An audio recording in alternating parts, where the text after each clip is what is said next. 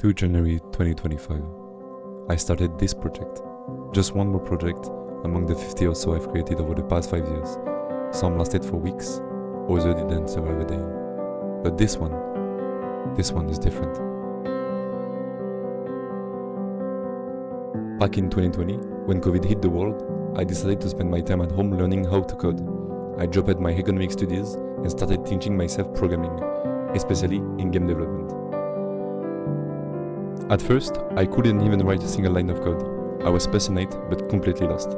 I wanted to make 3D games, so I used asset packs and tried to customize them, but they all looked like basic asset flips. So I told myself, fine, I'll do everything from scratch. I even tried learning Blender for 3D modeling, and yeah, it was terrible. All of this burned me out for almost a year. At some point, I reminded myself that 3D game wasn't the only way to make games, and most of my favorite ones were actually in 2D, so I thought, why not give it a try? I started a small PixelLab project. At first it was just to practice, using assets from the store. I still had that mindset of eventually replacing everything with my own work, but that little project really opened my eyes. I realized that using assets isn't cheating, it's a starting point, something to personalize, and above all, a tool that helped me shape my own visual style. So I learned how to edit them, combine them, and create unique elements from existing pack.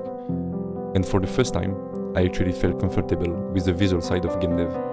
Pixel art became my visual language. Meanwhile, I was also getting better at coding with cleaner code, and by the end of 2024, I knew it was time to build the project. I combined everything I love from my favorite game, chose a consistent style, and on January 2nd, 2025, I started this project.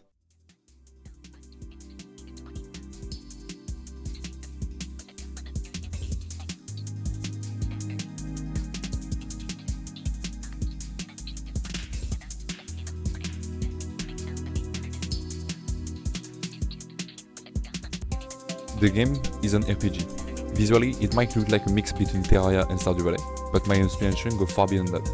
I've drawn from classic RPGs like Skyrim and World of Warcraft, added the fast-paced feel of roguelikes, and even borrowed mechanics from management games. In the end, I just brought together the features I love the most as a gamer, and blended them into something that feels both coherent and unique. So here are the core systems already in place. Most of them still need polishing, but the foundations are solid. Right now the game already includes character movement, resource gathering, a functional combat system, inventory and item handling, basic crafting and equipment logic. On top of that, I build more complex systems like building cross-section and furniture placement, a quest system, villager NPC management, an in-game wiki, a full class talent and spell system, a dynamic day and night cycle with lighting, weather and ambient effects, a minimap, and tons of small immersive detail to make the world feel alive. Now, let's talk a bit about what's coming next. And first, about the video I made. Until now, I mostly made shorts, quick update right after finishing a feature. I was trying to post often to stay in the algorithm, and at first, I had a bit of content ahead, so it worked. But the problem is, things were changing so fast that by the time I posted the video, some feature had already moved on. And with the short format, I didn't really have time to show everything properly. From now, I just try to post once a week, sometimes a quick short, sometimes a longer video like this one, to go deeper. And by the way, I'm French, so making video in English is also a personal challenge to improve and reach more people. That also means you might hear some mispronunciation or weird phrasing sometimes. Sorry for that, I'm still learning, and it's part of the process for me too. And now, let's dive into the game itself. What I plan to build next?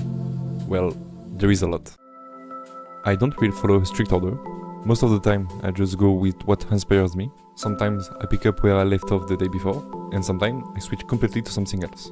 That's how I keep things exciting and avoid getting burnout. Of course, I still tackle the more complex stuff, because it often unlocks even more cool features later on. That being said, I do have a general plan in mind. I split it into 3 big parts, based on what's most important right now. My first big goal is to finish what I call Region 1, which covers level 1 to 10. It's the foundation of the game, and it still needs a lot of things. First, the map itself isn't done yet. I want to polish the layout, improve the biome, and add more natural landmarks to make exploration more interesting. Then come the towns. Right now they are mostly visual, but I want to bring them to life with a real NPC that have roles, dialogue, and interaction that matter. A big part of that will be quests. I want to add several quest types, linked to the towns, dungeon, or even random event across the map. The region also need more monsters. Some are already there, but I plan to add variety both in design and behavior. That also include a full dungeon with its own enemies, boss, and unique loot. I'm also working on adding more combat possibilities, things like summons or new weapon types with unique mechanics. Besides that, I want to add farming and animal breeding. Nothing too complex at first, but just enough to let you grow crops and take care of creatures. This last one will permit to create mounts. I want faster movement options that feel integrated, not just for convenience, but also as a part of progression. All of this ties into one last thing, creating territory and town management more meaningful.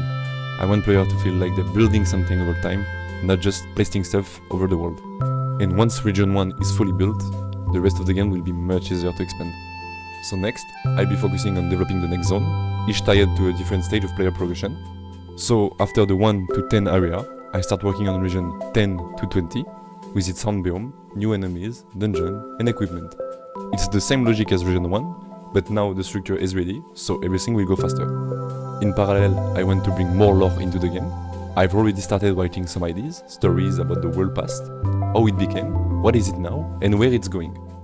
Each region will reflect its own history, with key character and conflict that player can uncover at their own pace. And with that, I also want to implement a real faction and reputation system. The idea is your decision matter. You'll be able to ally with certain groups, which may lock you out from others.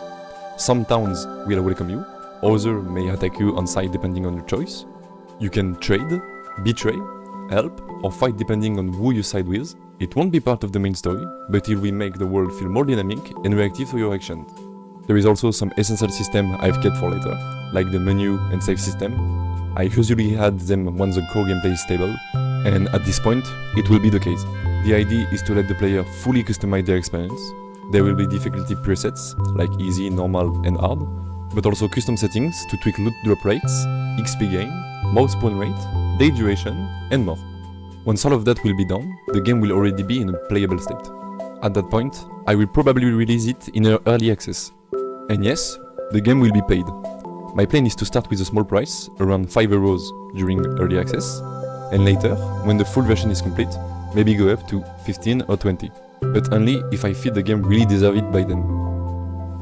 And now, let's end with the lowest priority at the moment. A lot of people ask about multiplayer. It's something I planned at the start, but I want the solo experience to feel complete at first, not like a game that only works with friends. Then, there is all the in-game features. I have a lot of cool ideas for the endgame, like territory control linked to faction, replayable dungeon with different versions, 100% completion rewards, or expanding the map even further. But again, that's all for later. First, I want the core loop to be solid. And finally, the cross-platform support. Of course, I want the game to be accessible to more people, but only once the PC version is perfectly optimized. Porting the game means reworking a lot of stuff, especially controls and UI, and I want to do it properly if it happens. So yeah, that's the big picture. A lot of ideas, a lot of systems, and a lot of time ahead to make it all happen. Of course, I know some of these features will take longer than expected, something will change, evolve, or even be reworked completely, but that's just the part of the process. And as long as I have ideas, and I'm still excited to bring them to life, I keep going. Maybe one day this project will grow big enough to involve more people, but for now, it's just me, and I'm loving the journey. So if you want to follow the next steps, feel free to subscribe. And again, thank you so much for being part of this adventure. Peace, and see you soon.